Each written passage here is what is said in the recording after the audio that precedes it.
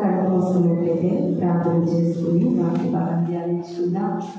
పరిశుద్ధుల దేవ, మీ పరిశుద్ధుల పాల్గొన్నాను, స్తోత్రాలు చెల్లించుకుంటున్నాను తండ్రి.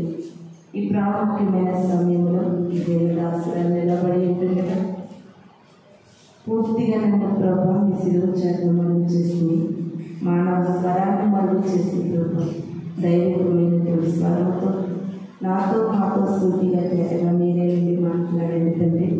వినగలిగిన చెవులు గ్రహించుకునే హృదయాలు మాకందరికీ దయచేయమని, సమస్తాన్ని మీ స్వాధీనపరచుకుని నడిపించమని త్వరగా రాబోతున్న యేసు పరిశుద్ధ నామములో అడిగి వేసుకుని ప్రార్థిస్తున్నాను తండ్రి. ఆమేన్. చక్కటి సమయం ఇచ్చినటువంటి దేవునికి వందనాలు. కూడి వచ్చిన మీ అందరికీ కూడా వందనాలు చెల్లిస్తూ ఉన్నాను. ఈ యొక్క సమయంలో వాక్య భాగాన్ని చదువుకుందాం. ఏప్రిల్కి రాసినటువంటి పత్రిక 6వ అధ్యాయము 8వ వచనాన్ని చదువుకుందామండి.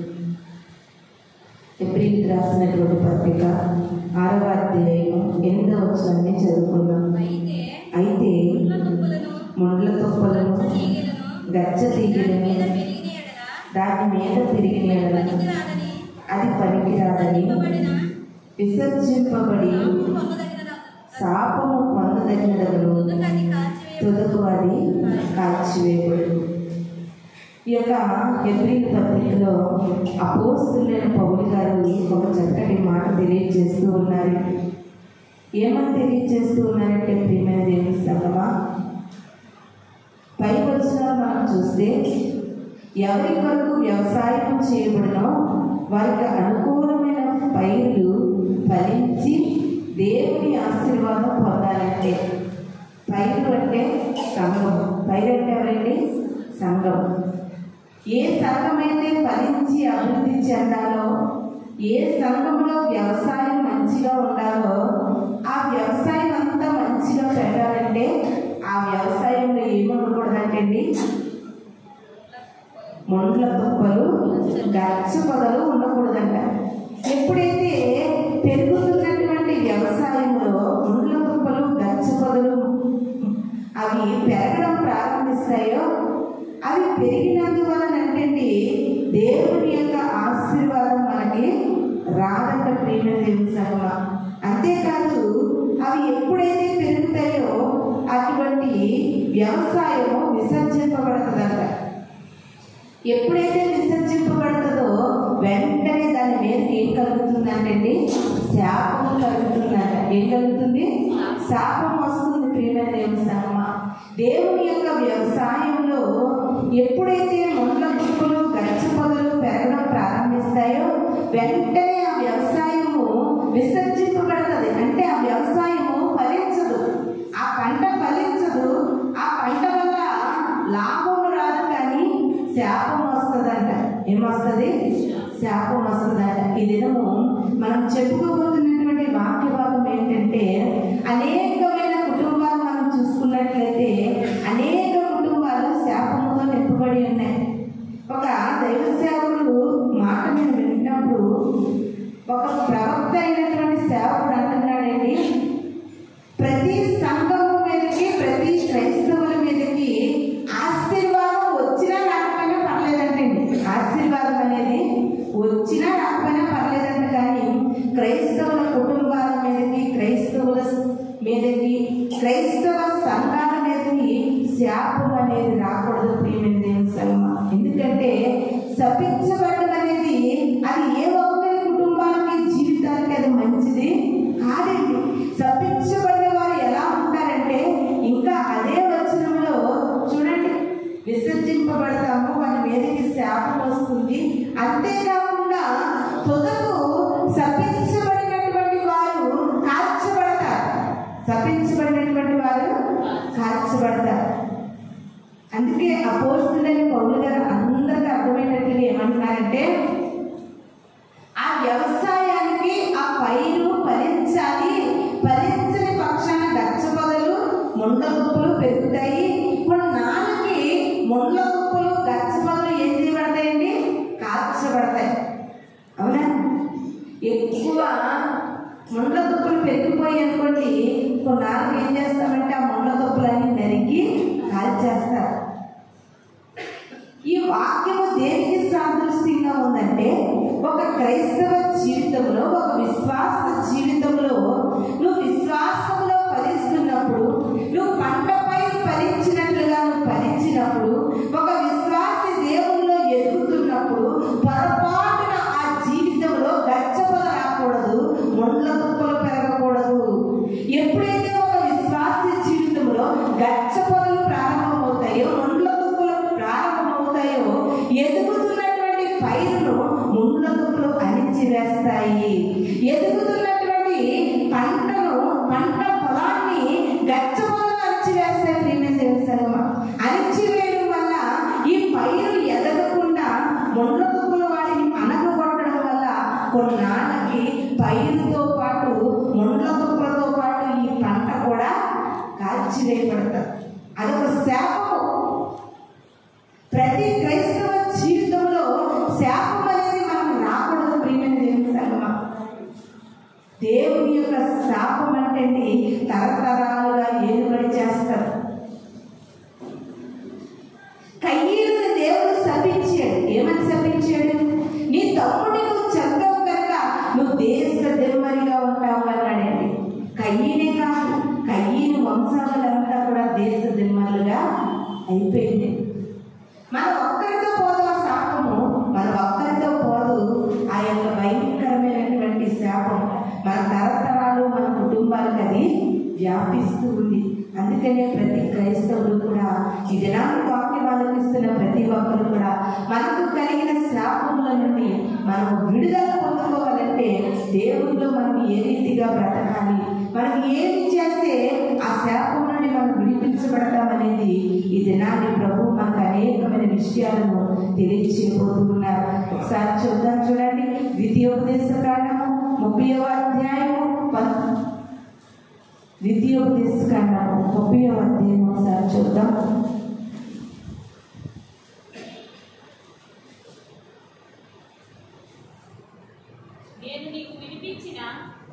కాదు, ద్వితీయోపదేశకాండము 30వ అధ్యాయము 19వ వచనం చదువుకుందాం.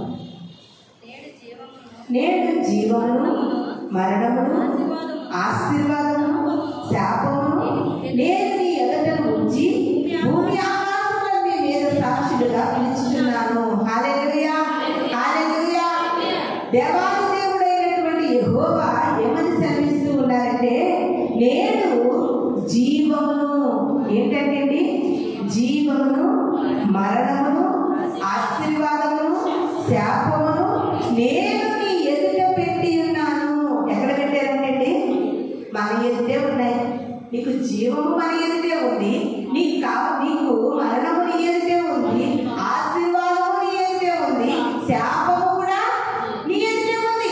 ఈ దినాన్ని క్రైస్తవ బిడ్డలైనటువంటి వారు ప్రపంచమంతా కూడా చూస్తూ ఉంటే క్రైస్తవేతరులు కూడా ఎలా జీవిస్తూ ఉన్నారంటే, మన ఎదుట ఉన్న జీవము మానేసి మన చేతులతో మనమే మరణాన్ని కబలిస్తూ ఉన్నారండి.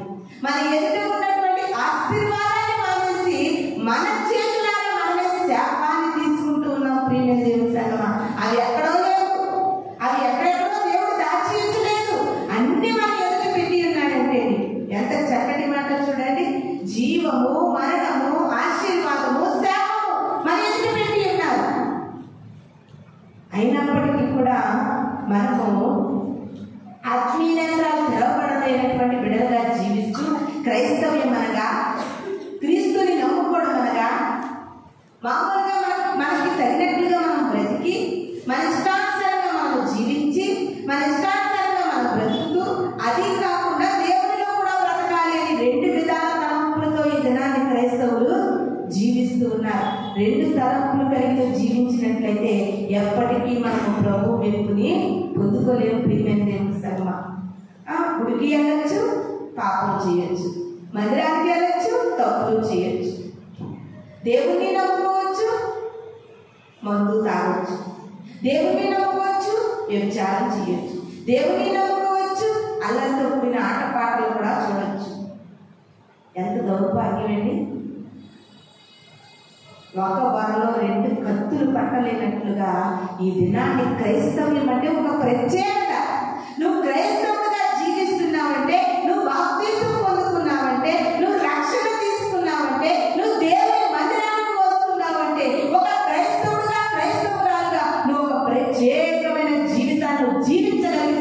నీ తల మీదకి ఆశీర్వాదం వస్తుంది.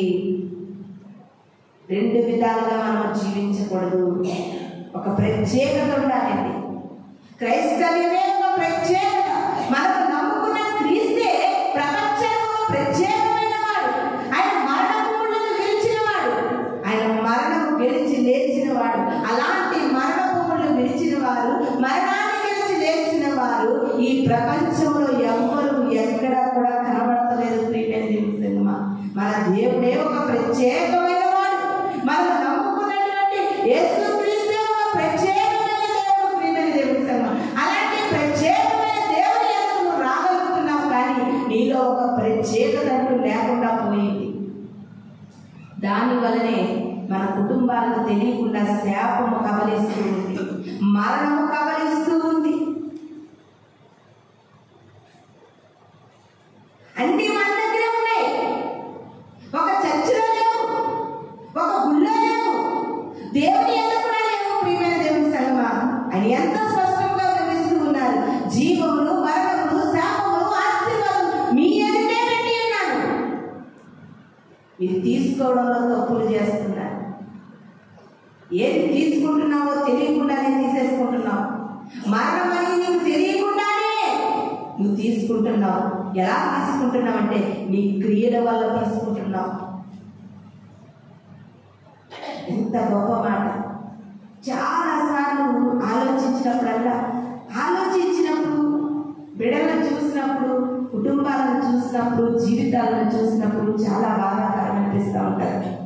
ఎందుకంటే ఇంత దేవుని నమ్ముకుని దేవుని మందిరానికి వెళ్తున్నప్పటికీ కూడా వారి కుటుంబాలకు ఎందుకు శాపం పడుతుంది, వారి కుటుంబాలకు ఎందుకు మరణం కబలిస్తుంది, వారి జీవితాలకు ఎందుకు చీకటి అలుముకుంటుంది అని ఎంతో బాధ అనిపిస్తూ ఉంది. ప్రియమైన ఒక మనిషి మనుగడ ఎలా ఉందంటే ఈ లోకంలో ప్రతి విషయంలో జ్ఞానయుక్తంగా ఆలోచించగలుగుతున్నాడు. కానీ యుగయుగాలు జీవించే నిత్య జీవిత విషయంలో, యుగయుగాలు దేవుని యొక్క ఆ యొక్క పరలోక రాజ్యానికి చేరే విషయంలో మనుషుడు అజ్ఞానుడిగా మిగిలిపోతూ ఉన్నాడండి. ఇక్కడ 4 రకాలైన వస్తువులు పెట్టానండి. ఇక్కడ 4 రకాలైనటువంటి ఫ్రూట్స్ పెట్టాము. కొన్ని ఎలా ఉన్నాయంటే రేపటికి కుళ్ళిపోయేటట్లు ఉన్నాయి. కొన్ని ఎలా ఉన్నాయంటే బాగా కుళ్ళిపోయి పెట్టాను. కొన్ని రేపటికి కుళ్ళిపోయి పెట్టాను.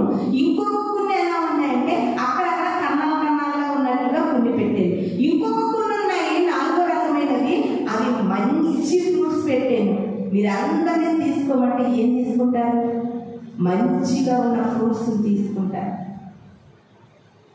ఆ జ్ఞానం ఉంది మనకి, ఆ తెలివి ఉంది, ఆ తెలివితేటలు ఉన్నాయి. నిజంగా ఈ 4 రకాల వాటిలో కూడా మంచి ఫ్రూట్స్ దేనికి సంబంధించినయో తెలుసా? పరలోక రాజ్యానికి సంబంధించి. నువ్వు పరలోక సంబంధిగా నువ్వు బ్రతకలేకపోతున్నావు. పరలోక రాజ్యానికి నువ్వు సిద్ధపడలేకపోతున్నావు. పరలోక రాజ్యానికి కావాల్సినటువంటి దైవికమైన గుణగణాలు నువ్వు అనుభవించలేకపోతున్నావు. ప్రియమైన దేవుని సంగమా, ఈ క్రైస్తవ జీవితం ఎవరికో మేలు చేయడం వరకు మాటకే కానీ నీకుగా మేలు చేసుకోలేకపోతున్నావు. చర్చికి వచ్చినంత మాత్రాన, మందిరానికి వచ్చినంత సులువుగా నువ్వు పరలోక రాజ్యం వెళ్ళలేదని గ్రహించలేకపోతున్నావు. ఇది నాటి క్రైస్తవ్యము ఒక అజ్ఞానంతో బ్రతుకుతూ ఉంది. అజ్ఞానం వల్ల శాపాన్ని పొందుకుంటుంది, అజ్ఞానం వల్ల మరణాన్ని పొందుకుంటుంది. నీ కళ్ళ ముందు 4 పెట్టాడు దేవుడు. జీవము పెట్టాడు, మరణము పెట్టాడు, ఆశీర్వాదం పెట్టాడు, శాపం పెట్టాడు. ఈ దినాన్ని ఎన్ని కుటుంబాలు ఆశీర్వదించబడగలుగుతున్నాయి? ఎంతమంది జీవించగలుగుతున్నారు? ఎంతమంది మరణించగలుగుతున్నారు? ఎంతమంది శాపాన్ని కోరుకుంటున్నారు? ప్రియమైన దేవుని ఒక్కసారి నిన్ను నువ్వు ప్రశ్నించుకోవాలి.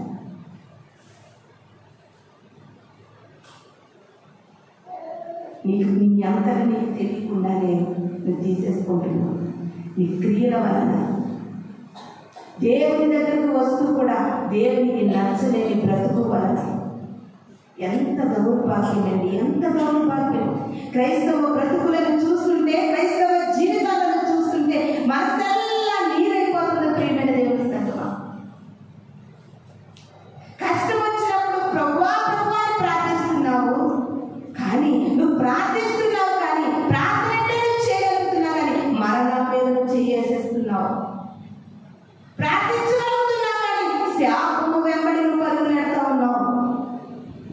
ఇది నాని ఎలా ఉన్నాయి మన బ్రతుకులు, మన జీవితాలు ఎలా ఉన్నాయి ఒకసారి మనం పరీక్షించుకుందాం. అదే ద్వితీయోపదేశ కాండంలో 28వ అధ్యాయం 15 వచ్చిన ఒకసారి చూద్దామండి. నేను నేడు నీకు ఆజ్ఞాపించు ఆయన సమస్తమైన ఆజ్ఞలను కట్టడలను నీవు అనుసరించి నడుచుకున్నవన్నీ నీ దేవుడైన యెహోవా సెలవిచ్చిన మాట వినని యెడల ఈ శాపములన్నీ నీకు సంభవించును. హల్లెలూయా, హల్లెలూయా. నీ దేవుడైన యెహోవా నీకు ఆజ్ఞాపించిన ఆజ్ఞలను కట్టడలను నువ్వు వినకపోయిన యెడల ఆటోమేటిక్గా నీకు ఏం కలుగుతున్నాయంటే శాపము కలుగుతూ ఉన్నాయి. చాలా మంది హిందూస్ ఏం చేస్తారంటే జ్యోతిష్యాలు చూపించుకుంటారు. ఏమో తెలియదండి, బంగారం పట్టుకున్నాం అంటే అయిపోతుంది. మా కుటుంబంలో ఒకరి తర్వాత ఒకరు జ్వరాలు, ఒకరి తర్వాత ఒకరికి నేస్తాలు, ఒకరి తర్వాత ఒకరికి బాధలు. మా కుటుంబానికి ఏదోనండి బాబు, ఏదో మా కుటుంబానికి పట్టుకుందండి. ఆ దుష్టశక్తి, ఆ దుష్టక్రియలు, ఆ యొక్క నష్టాలు, ఆ కష్టాలు పోవాలంటే మేము ఏం చేయాలి అని చాలా మంది మూఢ వ్యాపారాల వైపు మొగ్గుతూ ఉంటారు. తెలుసానమ్మా, ఇంకోటి చెప్పనా, నీ కుటుంబంలో కష్టం ఉందా, నష్టం ఉందా, ఇరుకులు ఉన్నాయా, ఇబ్బందులు ఉన్నాయా, వ్యాధులు ఉన్నాయా, బాధలు ఉన్నాయా, సమాధానం లేదా, సంతోషం లేదా, వాక్యం లేదు. ఆ వాక్యం మాట్లాడుతూ ఉంది ఇక్కడ. యెహోవా ఆజ్ఞలను అనుసరించకపోతే, యెహోవా కట్టడలను అనుసరించకపోతే, ఆయన మాటలను వినకపోతే నీకు కష్టమనే శాపము వెంబడిస్తుంది. ఎక్కడ ఉందండి? వాక్యంలో ఉంది. మన జీవనానికి కావలసిన, ఈ లోకంలో మనం జీవించే జీవితానికి కావలసిన ప్రతిదీ కూడా వాక్యంలో ఉంది. ప్రియమైన నువ్వెక్కడికి వెళ్ళినప్పటికీ కూడా ఒకటే చెప్తారు, నీ ఇంటికి పట్టిన దిష్టి పోవాలంటే ఆ గుండుకే కట్టేయమ్మా, ఆ కొబ్బరికాయ కొట్టేయమ్మా, ఆ గుడ్లు పాడేయమ్మా. ఎప్పుడు మా చిన్నప్పటి నుండి చదువుతున్నానండి, ఎవరు చెప్పిన ఏం చెప్తున్నారు, గుడ్లు తీసుకురాడు మెరగా, గుడ్లు మెరగేటప్పుడు చదువుకోండి లేదా, గుడ్లు మెరగాయని ఏంటి దొరికి కొడుకోవడానికి బోర్డు ఉన్నాయి కదా. అసలు ఆలోచించలేకపోతున్నారు, అజ్ఞానం అయిపోతున్నారు క్రైస్తవులు. గుడ్లు మెరగాయలు మిరకాయలు ఇంకెప్పుడు మా బాబాయ్ చిన్నప్పటి నుంచి చూసి బోర్ అనిపించిందండి. అది దిష్టి తీయలేక మూడేనా కాదు ప్రియమైన దేవుడు, ఆలోచించు. ఏ మెరగాయలైతే దిష్టి తీస్తున్నామో చాలా తారీఖులు వేసుకుంటున్నా కదా, అందులో ఏం చెప్తుంది. ఏ గుడ్లు అయితే వాడుతున్నామో, ఎవరైనా ఫ్రీగా ఉడకబెట్టేస్తే 4 గుడ్లు అయినా తింటాం, అందులో ఏం చెప్తుంది. అజ్ఞానం, అజ్ఞానం, అజ్ఞానం. క్రైస్తవులు అజ్ఞానం కోసం ప్రయాణం చేస్తూ ఉన్నారు కనుక మన ఇంటికి పట్టిన శాపాలు పోతలేదు, మన ఇంటికి పట్టినటువంటి ఇరుకులు తొలగుతలేదు, ఇబ్బందులు తొలగుతలేదు, కష్టాలు పోతలేదు, నష్టాలు పోతలేదు. ఎప్పుడు చూసినప్పటికీ శాపము వెంటాడుతున్నటువంటి కుటుంబాలు కోపంగా కనబడుతున్నాయి. ప్రియమైన దేవుని సంగమా, నీ శాపము పోవాలంటే దేవుడు నీకు చెబుతున్నటువంటి ఒక మాట ఏంటో తెలుసండి, దేవుని ఆజ్ఞలను అనుసరించి నడుచుకోవాలి, ఆయన కట్టడలను అనుసరించాలి, ఆయన మాట ప్రకారంగా నువ్వు జీవించాలి. అప్పుడు నీకు కలిగిన శాపములు పోతాయని వాక్యం చెబుతుంది. అలా జీవించడం నీకు కష్టము, అలా బ్రతకడం నీకు ఇష్టం లేదు, అలా ఉండడం నీకు అస్సలు అసహ్యంగా ఉంది కనుక ఈ శాపము నీ తరతరాలుగా నువ్వే ఆ శాపాన్ని నీ వెంట తీసుకుని పోతున్నావు. ప్రియమైన దేవుని సంగమా, వాక్యము నిర్మోహమాటమైనది. వాక్యానికి బంధుత్వాలు, బంధాలు లేవు. వాక్యానికి ఎక్కడా కూడా సంబంధాలు ఎక్కడ ఉండవు. ప్రియమైన దేవుని సంగమా, ఎందుకంటే మన దేవుడు నిష్పక్షపాతమైన దేవుడు, ఆయన పక్షపాతి కానటువంటి దేవుడు. వాక్యం ఎప్పుడు కూడా ముఖ్యసూటిగానే మాట్లాడుతూ ఉంటుంది. ఆలోచించండి, మన కుటుంబాన్ని ఏ శాపం ఏర్పడి చేస్తుందో, ఏ శాపం ఏర్పడి చేస్తుందో, ఆ శాపం ఏర్పడి చేయడానికి నీ విశ్వాస జీవితంలో ఉన్నటువంటి కారణాలంటే వెతుక్కో. ప్రతిరోజు నువ్వు దేవుని స్తుతించగలుగుతున్నావా? ప్రతిరోజు ప్రార్థన చేయగలుగుతున్నావా? రేపు మొదటిగా లేచి పారాలను వెతకగలుగుతున్నావా? వారానికి ఒకసారి ఉపవాసంతో దేవుని సన్నిధిలో మోకరించగలుగుతున్నావా? దేవుని యొక్క భయభక్తులు కలిగి జీవించగలుగుతున్నావా? దేవుని ఇష్టరాలని క్రియలు మార్చుకోగలుగుతున్నావా? ఇవేమీ చేయకుండా నీకు ఆశీర్వాదం రమ్మంటే నీకు ఎలా వస్తుంది? నా కుటుంబానికి మరణం రాకూడదంటే అది ఎలా రాగుతుంది? ఎప్పుడైతే దావీదు గారు దేవుని ఆజ్ఞలు అనుసరించి నడుచుకోవడం ప్రారంభించారో, గొర్రెల గడ్డులో నుండి దావీదును పిలిచి మహారాజు చేసిన దేవుడు, మహారాజు అయిన తర్వాత ఎప్పుడైతే ఆజ్ఞలు అనుసరించడం మానివేశాడో, బిడ్డల తర్వాత బిడ్డలు చనిపోతా ఉన్నారు. శాపం వెంటాడుతూ ఉంది. ఏంటయ్యా అది శాపము?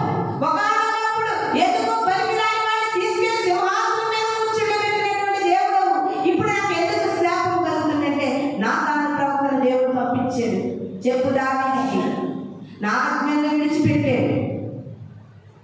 ఏం విడిచిపెట్టాడు? వ్యభిచరించకూడదనే ఆజ్ఞ ఉంది. ఆ ఆజ్ఞను దావీదు విడిచిపెట్టి వేశ్యవాదం వ్యభిచారం చేయడం ప్రారంభించాడు. చెప్పు దావీదుకి, శాపం ఎందుకు వెంటాడుతుందో దావీదుకి చెప్పు, ముక్కుసూటిగా చెప్పు అని నాతాను ప్రవక్తను పంపించినట్లుగా ఇది నాని దేవుడు వాక్యము ద్వారా మనతో మాట్లాడుతూ ఉన్నాడు.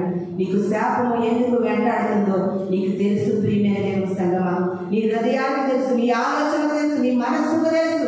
ఎవరినో మోసం చేసినట్లుగా, ఎవరినో బోధ కొట్టించినట్లుగా, దైవ శాపమును బోధ కొట్టించినట్లుగా నీ మనస్సును మోసం చేసుకోలేవు. జాగ్రత్త సుమా.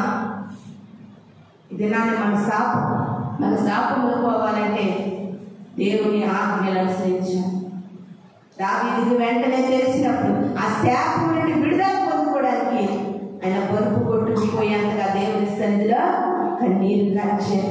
ఏ శాపాలను నిలబడి చేస్తున్నాయో, ఏ శాపాలను వెంటాడుతున్నాయో, ఇది నువ్వు దేవుని సన్నిధిలో ప్రార్థించగలిగితే, ఆయన ఆజ్ఞలు అనుసరించి నువ్వు నడుచుకోగలుగుతానని ఒక తీర్మానం చేసుకోగలిగితే దేవుడి శాపములన్నీ కొట్టివేసి వాటిని ఆశీర్వాదకరంగా మార్చిపోతూ ఉన్నాడని వాక్యం సెలవిస్తూ ఉంది.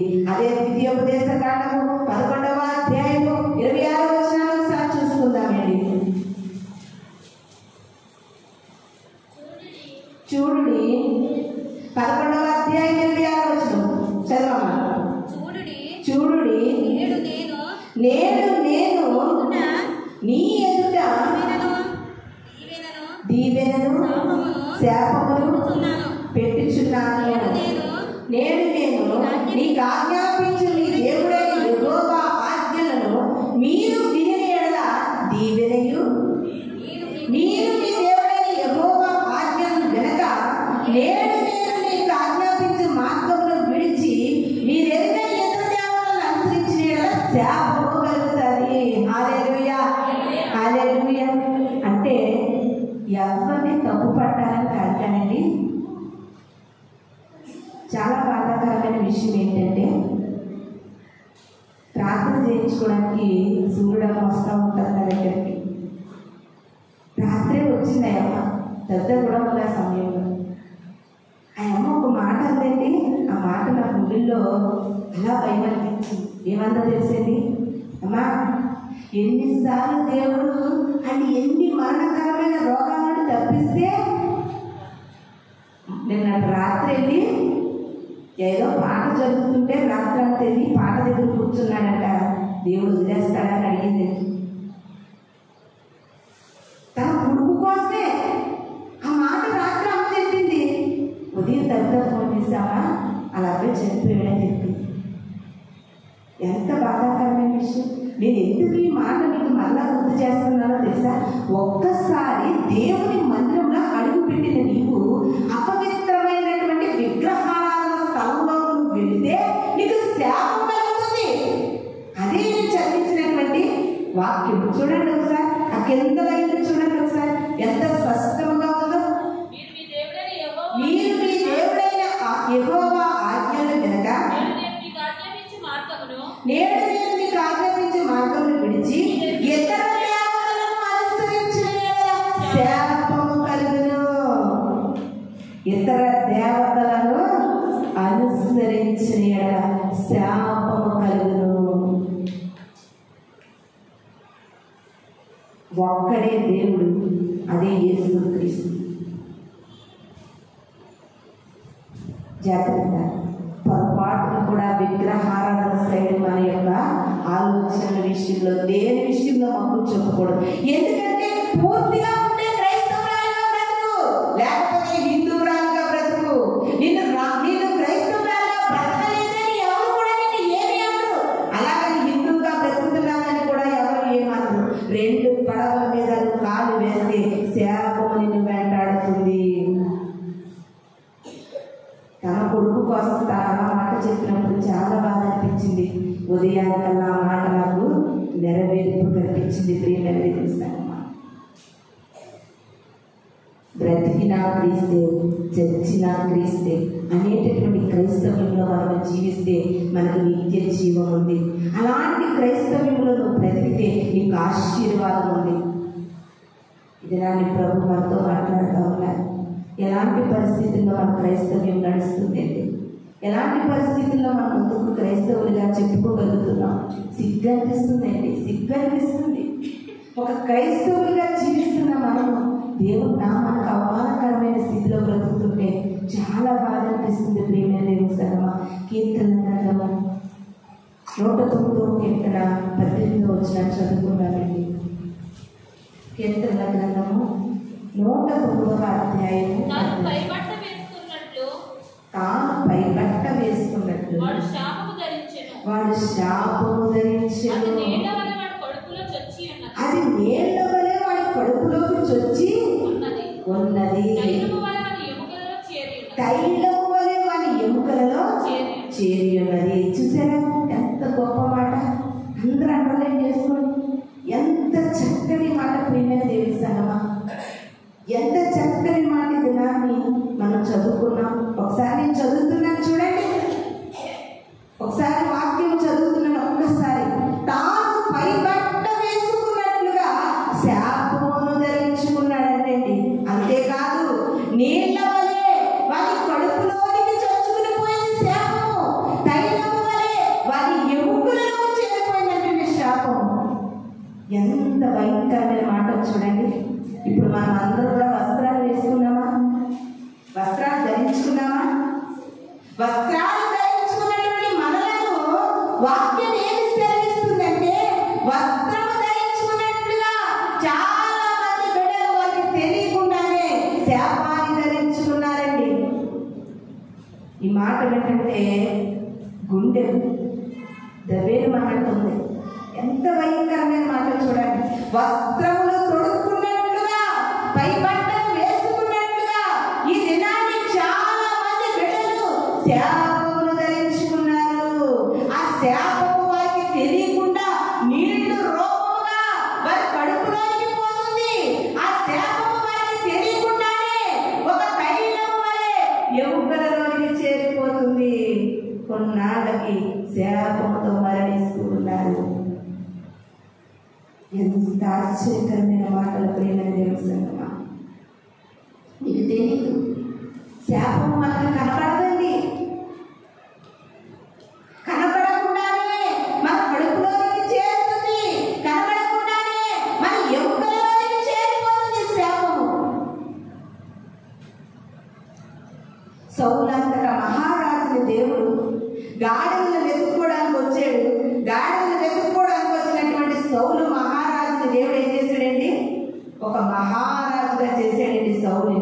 గాడిదలను వెతుక్కోవడానికి వచ్చిన ఒక సౌలుని మహారాజుగా అభిషేకించాడు. కొన్నాళ్ళకి సౌలు ఏం చేశాడో తెలిసండి, యుద్ధంలో నేను గెలుస్తానా లేదా, నాకు విజయం ఉందా లేదా. మనం కూడా అంతే కదండి, ఏదన్నా పని ప్రారంభించుకుంటే అది మంచి రోజా కాదా, ఏ టైంలో ప్రారంభించాలి, ఏ రోజు నెట్టుకోవాలి, ఏ రోజు ఇల్లు దాటించుకోవాలి, ఏ రోజున అలా తీసుకురావాలి. మనం చూపించుకుంటాం కదండి. అందరూ చూపించుకుంటున్నారు, బాబు ఒప్పుకున్నారు.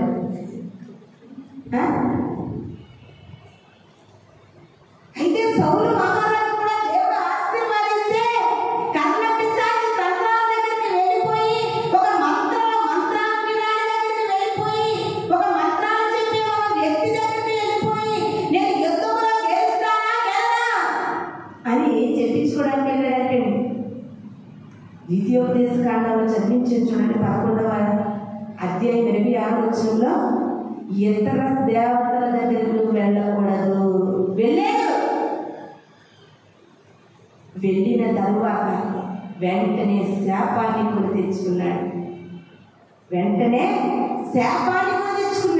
ఎవరి చేతిలో కూడా చచ్చిపోకుండా ఆ శాపము ఎలా పనిచేస్తుందో తెలుసండి, తన కత్తితో తన పొడుచుకుని చచ్చిపోయేటట్టుగా చేసింది.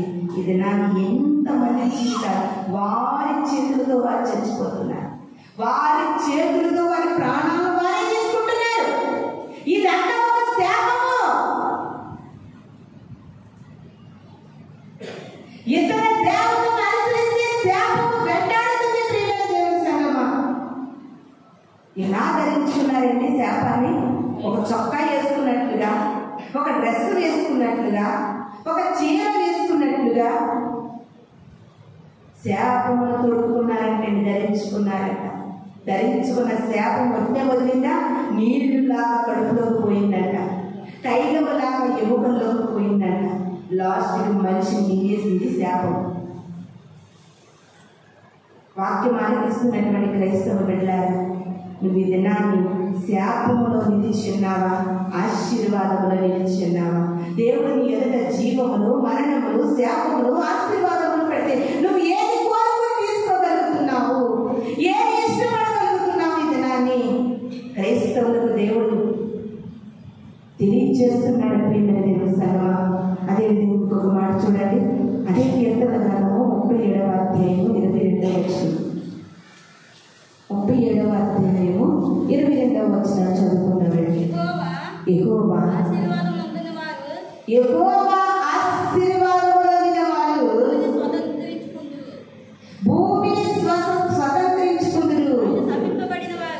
ఆయన శపింపబడిన వారు నిర్మూలమగుదురు. హల్లెలూయా, హల్లెలూయా. చూడండి ఎంత చక్కటి మాట. యెహోవా ఆశీర్వదిస్తే నువ్వు భూమిని స్వతంత్రించుకుంటావు. అనిల్ కుమార్ గారు రాసిన పాట ఉంటుంది, ఒక్కసారి యెహోవా ఆశీర్వదిస్తే అది ఎన్నటెన్నటికి ఆశీర్వాదం. యెహోవా ఆశీర్వదించబడిన వారు భూమిని స్వతంత్రించుకుంటారండి. అంతేకాకుండా ఆయన ఎవరినైతే శపిస్తారో వారు నిర్మూలమైపోతారంట. ఇది నాని ఎక్కడ చూసినా మరణాలు మరణాలు మరణాల సంఖ్య. అది ఏ రూపంలో జరుగుతుందో తెలియట్లేదు. అవునండి, ఈ మధ్య బాగా వరదలు వరదలు వరదలు. అయ్యో వరదలు వచ్చి ఆస్తి నష్టం వచ్చింది, కొంచెం నష్టం వచ్చింది, పొలాలు అయ్యి పోయాయి అనుకున్నాం. కానీ ఈసారి వరదలు ఎంతమంది ప్రాణాలను తీస్తే చూడండి. ప్రాణ నష్టము, ఆస్తి నష్టము, అన్ని నష్టము. నష్టం అనేది నీకు ఎందుకు కలుగుతుందో తెలుసా? నువ్వు దేవుని ఆజ్ఞలు అనుసరించక, యెహోవా అందరి ఆ ఆజ్ఞలను కట్టడలను అనుసరిస్తే యెహోవా ఆశీర్వాదం నీకు దొరుకుతుంది. నువ్వు ఆయన ఆజ్ఞలను కట్టడలను అనుసరించకపోతే నష్టము, శాపము మనల్ని వెంటాడుతూ ఉంటాయి. ప్రియమైన దేవుని సంగమా, బాధపడకు. కష్టం వచ్చిందని, నష్టం వచ్చిందని, ఇరుకులు వచ్చేది, శాపం వచ్చిందని బాధపడకు. బాధపడడం వల్ల నీకు లాభం లేదు. వచ్చిన శాపము నుండి, వచ్చిన నష్టం నుండి తిరిగి ఎలా కోలుకోవాలి, దీనికి గల పరిష్కారం ఏంటి, ఈ నష్టం నుండి, శాపం నుండి నాకు విడుదల ఏంటి అంటే, ద్వితీయోపదేశకాండంలో దేవుడు గొప్ప శుభవార్త చెబుతున్నాడు. నీకు విడుదల కలిగేటటువంటి వాక్యం ఏంటో తెలుసా? ఎప్పటి వరకు నీ ఆజ్ఞలు మీరు నడుచుకున్నాను, ఎక్కడ నుండి కష్టమైన నష్టమైన నీ ఆజ్ఞలు అనుసరించి నడుచుకుంటానని అడుగులు వేయడం ప్రారంభిస్తే ఆశీర్వాదం తప్పనిసరిగా నీ కుటుంబానికి నీకు కలుగుతుంది. ప్రియమైన దేవుని సంగమా, సామెతల గ్రంథము 3వ అధ్యాయము 33వ వచనం చదువుకుందామండి. సామెతల గ్రంథము 3వ అధ్యాయము 33వ వచనాన్ని చదువుకుందాం. భక్తిహీనుల ఇంటి మీదకి యెహోవా శాపం వచ్చును, నీతిమంతుల నివాస స్థలము ఆయన ఆశీర్వదించును. భక్తిహీనుల ఇంటి మీదకి ఏం కలుగుతుందంటే శాపం కలుగుతుందండి. భక్తిహీనుల ఇంటి మీదకి శాపం కలుగుతుంది. ఇలాంటి వాక్యాలు మీరు ఎప్పుడైనా విన్నారో లేదో నాకు తెలియదు, కానీ పెద్దవాళ్ళకి కొన్ని మూఢ ఆచారాలు, మూఢ నమ్మకాలు వారి మైండ్లో ఫిక్స్ అయిపోయి. చూడండి, మన సెల్లలో సిమ్ము మన నెంబర్, ఆ సిమ్ము సెల్లలో ఫిక్స్ చేస్తే ఆ నెంబర్కే వస్తుంది ఫోన్. అవునండి, కాల్ దేనికి వస్తుంది? ఆ నెంబర్కి వస్తుంది. ఎందుకంటే ఫిక్స్ చేయడం వల్ల. ఇలాగా పెద్ద పెద్ద వాళ్ళ యొక్క మైండ్ ఎలా ఫిక్స్ అయిపోయి అంటే, ఒక పక్షి వచ్చి రాత్రికాల సమయంలో అరుస్తుంటే ఊరికి నష్టం అని ఫిక్స్ అయిపోయింది. అర్థమవుతుందా? ఒక పక్షి వచ్చి కీమని అరుస్తుంటే ఎవరో చనిపోతారని అర్థమైంది. ఆ పక్షి ఆడడం మంచిది కాదని అర్థమైంది. అలా ఫిక్స్ అయిపోయారు జనాలు. కానీ భక్తిహీనుల ఇంటి మీదకి ఏం కలుగుతుందంటే శాపము కలుగుతుంది. ఆ పక్షి వల్ల కాదు మనకి నష్టము, నీ భక్తిహీనత వల్ల నీ ఇంటికి నష్టం కలిగింది. జాగ్రత్త. నీ భక్తిహీనత వల్ల నీ ఇంటికి శాపం కలిగింది. ఇంకొక మాట ఏమంటున్నారంటే, నీతిమంతుల నివాస స్థలము ఆయన ఆశీర్వదించును. నీతిమంతుల ఇల్లు ఆశీర్వదించబడతాది, భక్తిహీనుల ఇంటి మీదకి శాపము కలుగుతుంది. ఈ 2 పాయింట్లు నువ్వు జాగ్రత్తగా గుర్తుపెట్టుకో. నీ ఇల్లు ఆశీర్వదించబడాలంటే, నీ నివాసము వర్ధిల్లాలంటే, నీ నివాసంలో నీ కుటుంబం అంతా క్షేమంగా ఉండాలంటే నువ్వు నీతిగా బ్రతకడం ప్రారంభించాలి.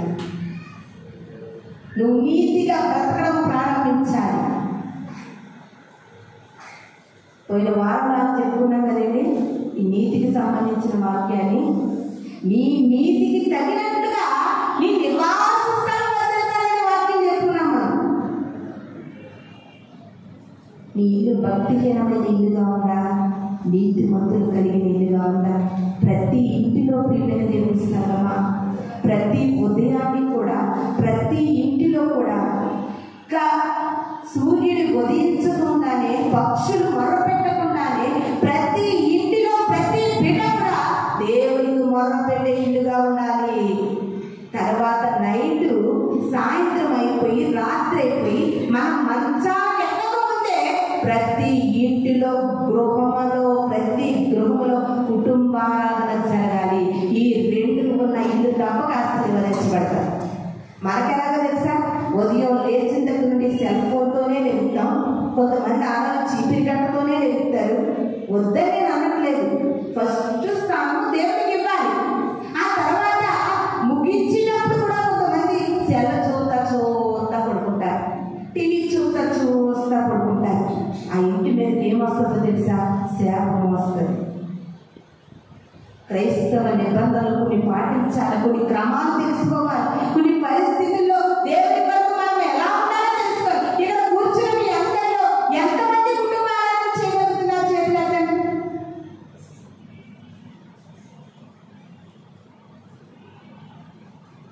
ఎంత దౌర్భాగ్యం అండి!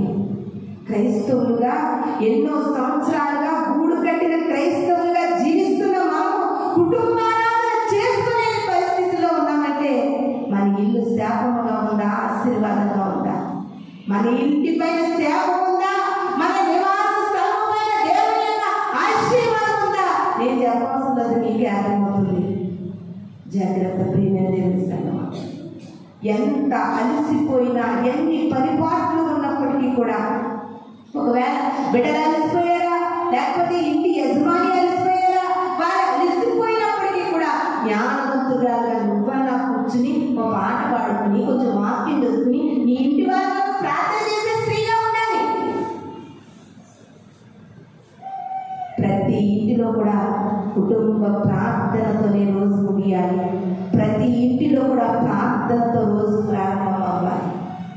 అలా జరిగినప్పుడే మన గృహాలపై ఏముంటుందండి? ఆశీర్వాదం ఉంటుంది. అదే సామెతల గ్రంథము 22వ అధ్యాయము 14వ వచనం చదువుకున్నాం. 22వ అధ్యాయము వచ్చింది. చదవమా. వేశ్య నోరు లోతైన గొయ్యి, యెహోవా శాపము పొందినవాడు దానిలో పడును. హల్లెలూయా, హల్లెలూయా. నాకు ఈ వాక్యం చదువుతున్నప్పుడు చాలా ఆశ్చర్యం అనిపించింది. ఎవరు ఇబ్బంది కలిగినప్పటికీ కూడా వాక్యంగానే మనం చెప్పాలి. వేశ్య నోరు అంటే లోతైన గొయ్యి అంట. ఆ గొయ్యిలో ఎవరు పడతారంటండి? చదవమ్మా. ఎవరైతే శాపం పొందుతాడో వాడు వేశ్య వల్ల పడతాడంటండి. ఈ మాట నాకు చాలా ఆశ్చర్యపరిచింది. మీకు ఆశ్చర్యం కలుగుతుందో లేదో నాకు తెలియదు, కానీ ఈ మాట నన్ను చాలా ఆలోచింపచేసింది.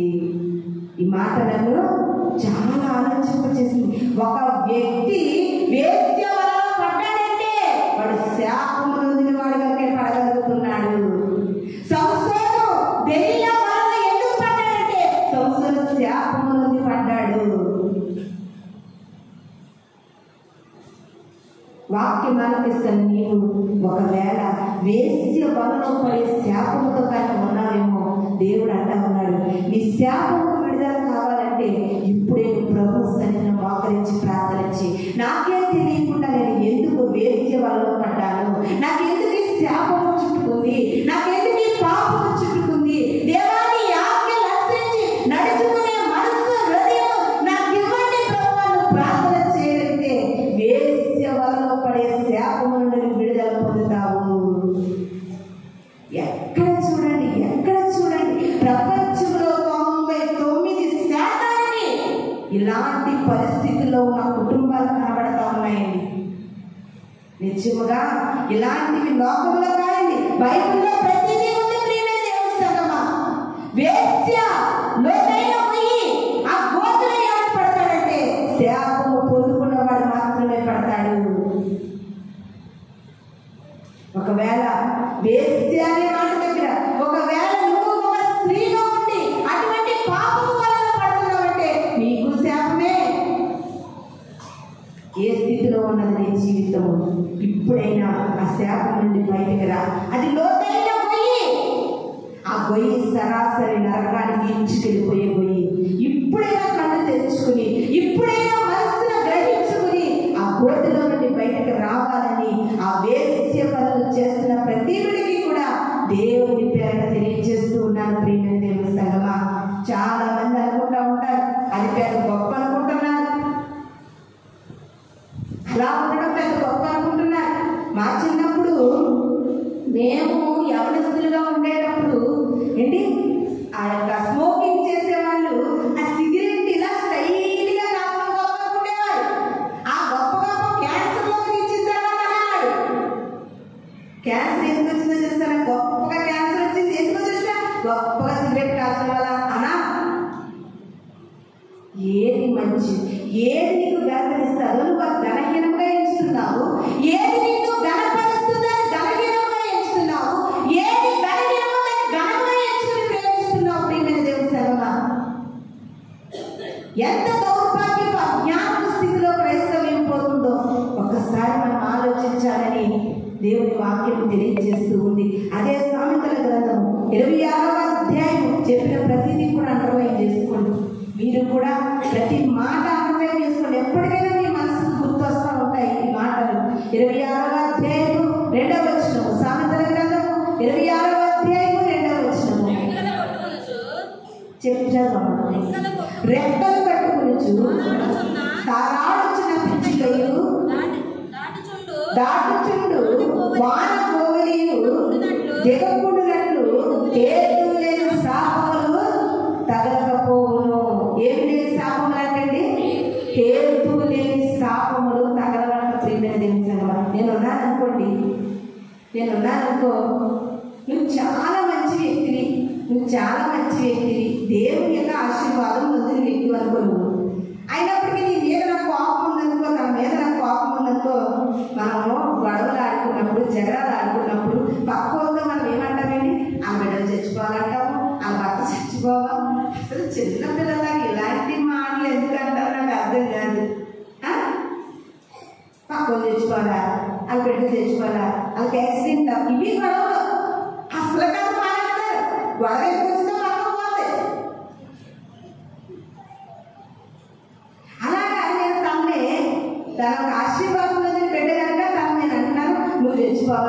నీ ఇంట్లో చచ్చిపోవాలని తిట్టాననుకోండి, తనకి తగలవు. ఏతువు లేని శాపాలు తగలవు. కారణం లేకుండా తిట్టే తిట్లు తగలవు. ఒక వ్యక్తిని తిట్టినంత మాత్రం నువ్వు చచ్చిపోవు. ఒక వ్యక్తిని తిట్టినంత మాత్రాన నీకు శాపం రాదు. ఏతువు లేని శాపం తగలదంటండి. జాగ్రత్త. ఒకవేళ నీ ఇంటి మీద ఉన్న శాపం కొద్ది నీకు కష్టము నష్టము కీడు వచ్చిందేమో, పక్కకు తిట్టినంత మాత్రం రాదండి. అలాగనుకుంటే ఈవిడి తిట్టేస్తుంది, ఆవిడ తిట్టేస్తుంది, 2 రోజులకి ఎదురు అయిపోతుంది. అలా తిట్టిన శాపాలంటే భూమి మీద ఒకరు ఉంటారు. ఎందుకంటే ఈవిడ అనేది కుటుంబం అంతా చచ్చిపోవాలని, కుటుంబం అంతా చచ్చిపోయారు. మళ్ళీ ఆ కుటుంబం అంతా అలా అందరి కుటుంబాలను చనిపోతే మనం మిగులుతామా? ఆవిడ తిట్టింది, ఈవిడ తిట్టింది, ఆవిడ చెప్పించింది, ఈవిడ చెప్పించింది. మనుషుల శాపాలు మనకి తగలవు. ఏతువు లేని శాపములు తగలవని సొలొమోను జ్ఞాని చెప్తున్నారు. కొంతమంది ఇంకో మాకు కింద ఒకరి విగ్రహారాధకులు ఉండేవారు, మీ కాకినాడలో ఉండేవారు. ఆవిడ అందే ఆ సొంత చెల్లిండి ఇలా దుమ్మంట నేల మీద ఉన్న దుమ్ము ఇలా 2 చేతులతో తీసి ఇలా ఎగరేసి వాళ్ళంట శపించిందంటండి. అందువల్ల వాళ్ళకి శాపం తగిలేసింది అన్నదాన్ని. నాకు భలే నవ్వొచ్చింది. ఒక మనిషి శపితే మన శాపము తగలదు. ప్రేమ మన పరిస్థితుల కారణాల వల్ల మనకు ఇబ్బందులు పరిస్థితులు ఎదురవుతాయి, కానీ శాపాలు తగలవు. జాగ్రత్త. వాళ్ళు తిరిగి బెంగెట్టుకున్నావేమో, నన్ను తెచ్చుకోమన్నారని బెంగెట్టుకుంటున్నావేమో. అలాంటి బెంగ బాధ తీసేయండి. ఏతువు లేని శాపాలు మనకి తగలవు. వాక్యము చెబుతుంది, వాక్యము నమ్మదగినది, వాక్యము నిరంతరమైనది. భూమి ఆకాశంలో గతించిన వాక్యము గతించిపోదు. ప్రియమైన దేవుని సంగమా, ఎవరిని తిట్టినా భయపడవలసిన పని లేదు. ప్రియమైన దేవుని సంగమా, ఇంకొక మాటను చూద్దాం. లాస్ట్ ఇంకొక మాట చూసి మనం ముగించుకుందాం. గలతీయులకు రాసిన పత్రిక 3వ అధ్యాయము 10వ వచనాన్ని చదువుకుందామండి. గలతీయులకు రాసిన పత్రిక ధర్మశాస్త్రము విధించిన క్రియలకు సంబంధులందరూ శాపములకు లోనే ఉన్నారు. ఎందుకనగా ధర్మశాస్త్ర గ్రంథమందు రాయబడిన విధులన్నీ చేయుటేందు నిలకడగా ఉండని ప్రతివాడును శాపగ్రస్తుడు అని రాయబడినది. హల్లెలూయా, హల్లెలూయా. అపోస్తలుడైన పౌలు గారు చక్కగా వివరిస్తూ ఉన్నారు. నేను వివరంగా చదువుతున్నాను, చూడండి. ధర్మశాస్త్రము విధించిన క్రియలకు సంబంధులందరూ శాపమునకు లోనై ఉన్నారు. బాగా వినండి. ఎందుకనగా ధర్మశాస్త్ర గ్రంథములు రాయబడిన విధులన్నీ చేయుటయందు నిలకడగా ఉండని ప్రతివాడు శాపగ్రస్తుడయ్యాడు. మీకు అందరికీ అర్థమవ్వాలంటే ఈ మాట ఒక చిన్న ఎగ్జాంపుల్ చెప్తున్నాను. ఒక రాజుగారు ఉన్నారండి. రాజుగారు తన యొక్క కూతురికి మ్యారేజ్ చేయడానికి ఏంటంటారు దాన్ని, వివాహం చేయడానికి అనేకమైన ప్రజలను చాటించి ఎవరైతే ఈ యొక్క యుద్ధంలోనూ లేకపోతే ఆయన పెట్టిన పరీక్షలోనూ గెలుపు పొందితే వాడు నా అల్లుడు అవుతాడు, గెలుపు పొందని వాడిని మేము చంపేస్తాము, లేకపోతే మేము శిరస్సు త్యాగం చేస్తామన్నారు అనుకోండి. ఎవరు అదే పోయిందా బాబు, గెలిస్తే రాజుగారి కూతురు చేసుకోవచ్చు, లేకపోతే ప్రాణాలే ఉండవు. కాబట్టి ఆ రాజుగారి కూతురు వద్దు, నాకు దగ్గర దాన్ని చేసుకుని నేను ఉంటానులే, అనవసరంగా అక్కడికి వెళ్తే నా ప్రాణాలు ఎదుగుపోవడం అని ఎవరు రారండి. ఎవరు రారు కదా, ప్రాణాలను తెగించి ఎవరు కూడా రారు. నేను ఎందుకు ఈ వాక్యం చెప్పానంటే, ధర్మశాస్త్ర గ్రంథం దగ్గరికి వచ్చిన మీరందరూ కూడా చూడండి, ఆ మాట ఎంత చక్కగా రాశారు. ధర్మశాస్త్రం విధించిన క్రియలకు మనం అందరం ఎలాంటి వారు అంటే సంబంధించిన వాళ్ళము. మనము క్రీస్తు సంబంధులము. క్రీస్తు సంబంధులమని పేరు పెట్టుకుని బ్రతికేస్తున్న నీవు, క్రీస్తు సంబంధిగా జీవిస్తున్న నీవంటే ధర్మశాస్త్రం విధించిన క్రియలకు లోబడకపోతే శాపము ఖచ్చితంగా ఖచ్చితంగా తగులుతుందంటే శాపము నీకు ఖచ్చితంగా తగులుతుంది. దేవుని యొక్కకు వచ్చిన నీవు, బాప్తిసం పొందిన నీవు, రక్షణ తీసుకున్న నీవు దేవుని యొక్క విధులను ఆజ్ఞలను అనుసరించకపోతే నీకేం కలుగుతుంది? శాపం కలుగుతుంది. ఒకవేళ దేవుని ఎరిగినటువంటి వారు ఉన్నారు చూడండి, దేవుని తెలుసుకోలేని వారు, దేవుని మందిరంకు రాలేకపోతున్న వారు, బాప్తిసం పొందలేని వారు, అన్యులుగా విగ్రహారాధనగా పిలువబడుతున్న వారు ఉన్నారు చూడండి, వారి కంట పిండిన దేవుని సంగమా శాపము తగలదండి. మనం ఎందుకంటే సంబంధులు అంట. ధర్మశాస్త్ర గ్రంథాన్ని మనం ఎలా ఉన్నామంటే ఆ క్రియలకు మనం సంబంధించిన వారు.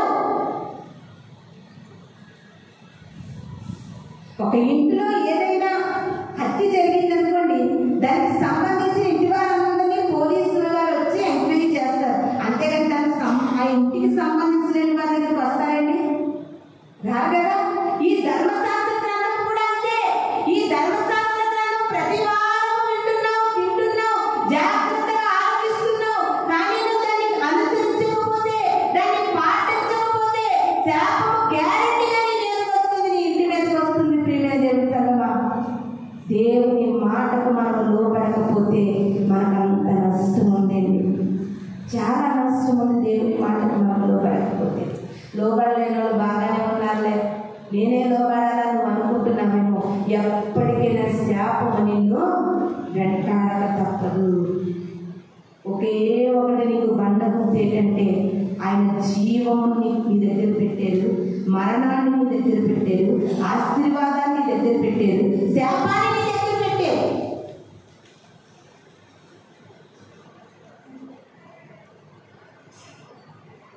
ఆ మరణం మన ఇంట్లోనే ఎవరికైనా మరణం కబలించిందనుకో, వారు మరణపు పడకల మీద కొట్టుమెట్లాడుతూ ఉన్నారనుకో, అప్పుడు నీ జీవం కొరకు దేవుని సన్నిధిలో మొరపెట్టి ఆ జీవాన్ని పొందుకునే విడిగా ఉండాలి.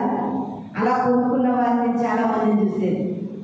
ప్రార్థన ద్వారా మరణము నుండి కూడా దేవుడు విడిపించిన వారిని చాలా మందిని చూసేది. ప్రియమైన దేవుని సంగమా, ఎందుకంటే మరణము, జీవము, ఆశీర్వాదము, శాపము మన ఎదుటే ఉన్నాయి. నువ్వేది తీసుకుంటే అదే అనిపించుకుంటావు, నువ్వేది కోరుకుంటే అదే అనిపించుకుంటావు. దీనిలో వ్యత్యాసం లేదు, పక్షపాతం లేదు, తేడా లేదు. ఇది నువ్వు ఏ స్థితిలో ఉన్నావో ఒక్కసారి మనం అందరం కూడా పరీక్షించుకోవాలని ఈ కొద్ది మాటలు దేవుడు మన వెనుకడిలో దీవించి ఆశీర్వదించిన గాక. మనమందరం కళ్ళు మూసుకున్నట్లయితే ప్రార్థన చేసుకుందాం.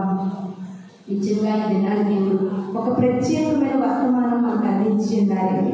నువ్వు అనుకుంటున్నావు కదా, నా కుటుంబానికి ఎందుకు నీ కష్టాలు, నాకే ఎందుకు నీ బాధలు, నాకే ఎందుకు నీ వేదనలు, నేను తట్టుకోలేకపోతున్నాను, నేను అనుభవించలేకపోతున్నాను, నేను పోరాడలేకపోతున్నాను అని నువ్వు అనుకుంటున్నావు కదా.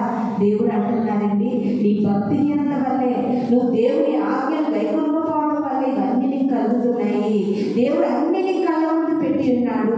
ఇప్పటికైనా నువ్వు దేవుని వైపు తిరిగి ఆయన ఆజ్ఞలు అనుసరించి నడుచుకుంటే నీ కుటుంబానికి, నీకు ఆశీర్వాదం వస్తుందని చెప్తున్నారు. ప్రియమైన దేవుని సంగమా, పరిశుద్ధుడైన దేవా, నీ ఘనమైన నామానికి వందనాలు చెల్లిస్తూ ఉన్నాను.